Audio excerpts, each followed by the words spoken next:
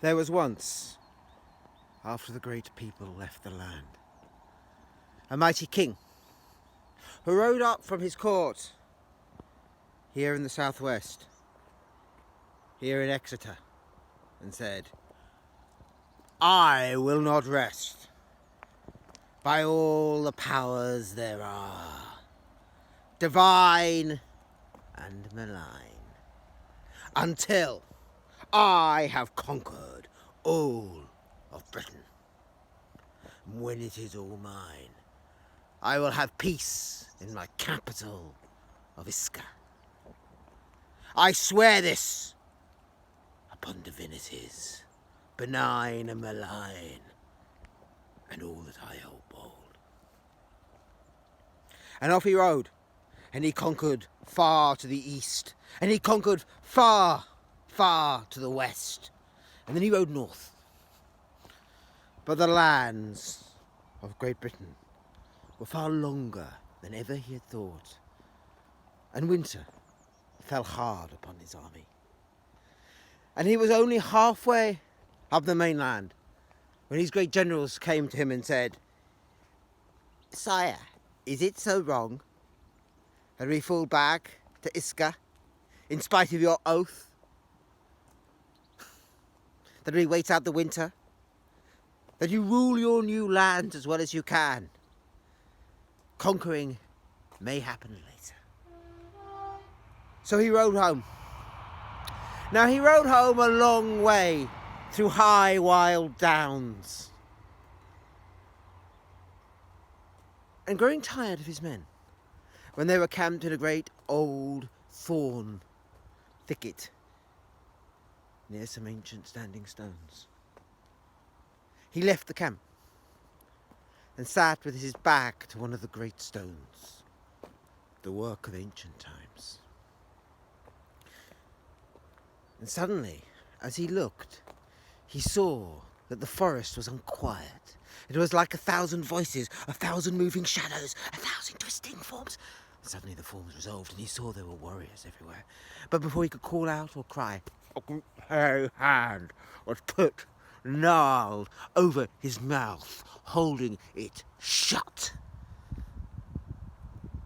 And the man, if it was a man, for he was far broader than any man should be, or shorter, came up to him and whispered, "Here is a king by all the old powers you cannot conquer. I am Anarian, lord of the dwarves of all this isle, and by my name I have you, King Helm, by your oath.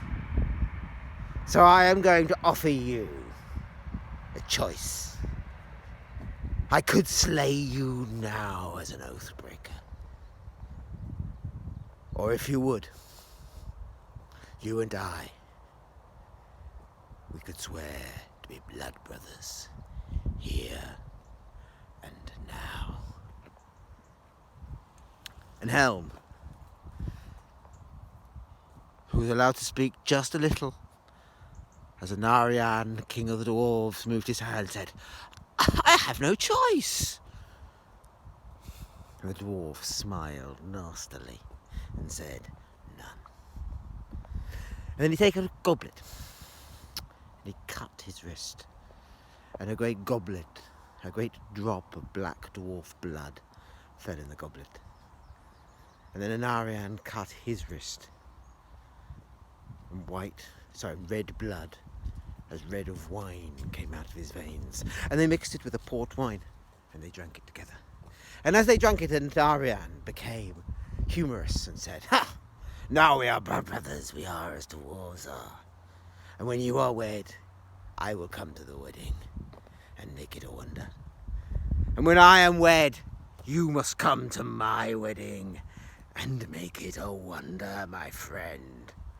And Helm, who had never, ever fallen in love, let alone been engaged, agreed readily.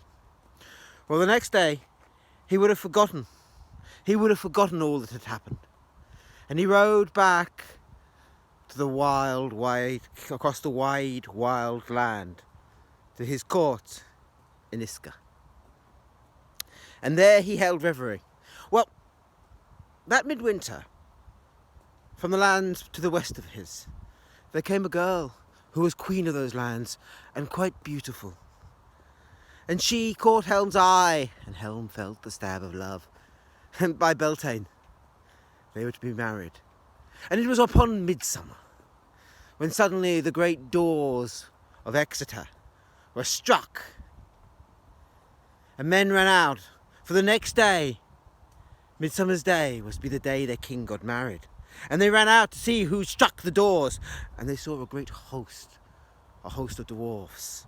And Helm opened the halls, and in came the dwarfs, in hosts unimagined, coming down from wild, wild Dartmoor. And Helm laughed and said, "My brother has come to my wedding!"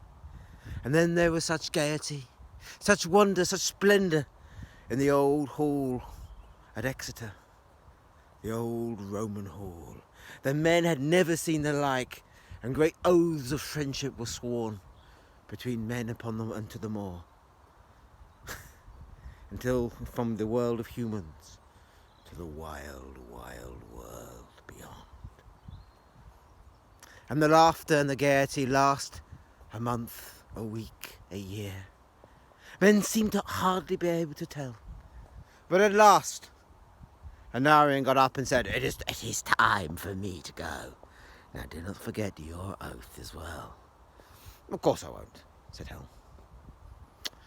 And off rode Anarion. Well, Helm forgot all about this conquering lark. He was happy with his new queen in his new court in his mighty kingdom. And he settled down. For a year he reigned. And as it was coming towards the autumn of the second year, he heard rumour that Anarion was to be married up upon wild Dartmoor. Then he took all his finest men, all his most beautiful, all his best provisions, all his finest armour. He took wine from far off Italy. He took the splendours that he inherited from Rome. Onyx and jade from far off China. All his wealth he took, as befits a king visiting another, and rode off into the moor. But before he went, his wife, who was going to stay as regent, said, "Please don't go,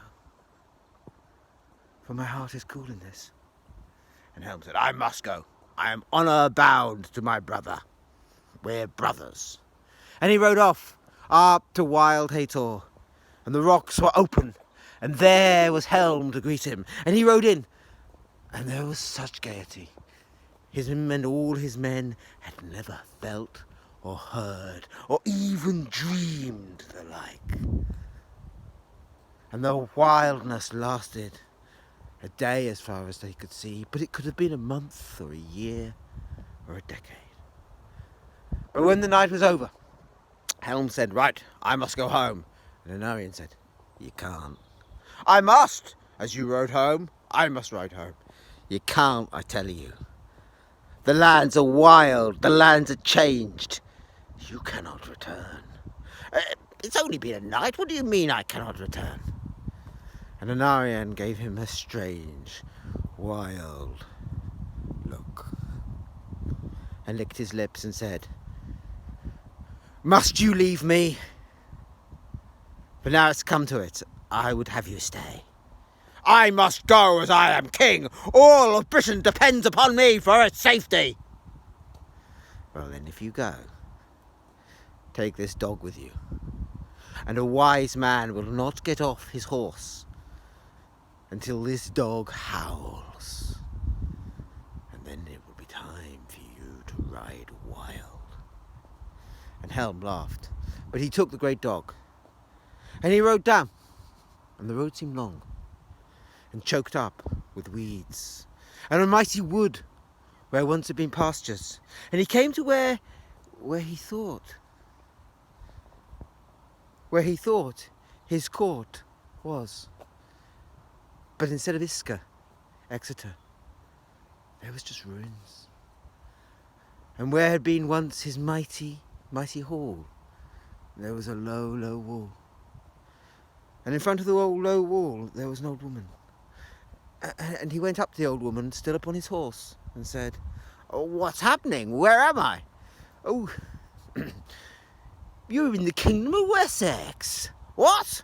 I'm your King Helm. Oh, I don't know about King Helm. Our king is King Aelfred, and he's off fighting the Danes. I hope he wins. It's a cold old day. I am your king, King Helm, I tell you. Oh, Helm. Ooh, now that's a name. I seem to remember that. That was in a story that was told. It was told to me by my grandmother about her great-great-great-grandmother's time, about a King Helm who used to be king of all of Britain.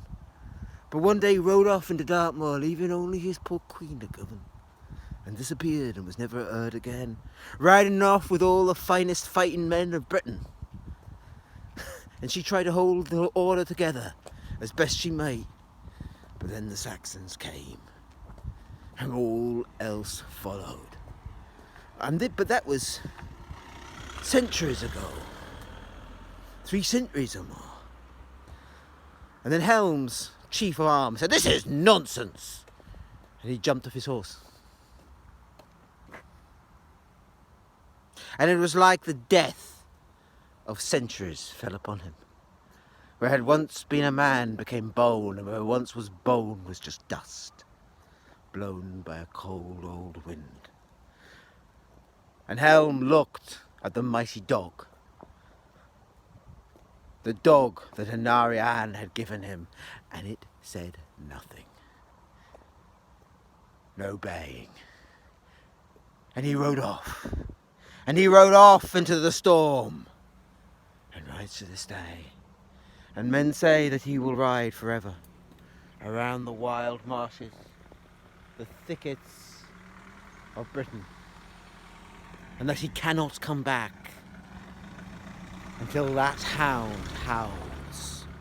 And when that hound bays, Helm will come riding to war.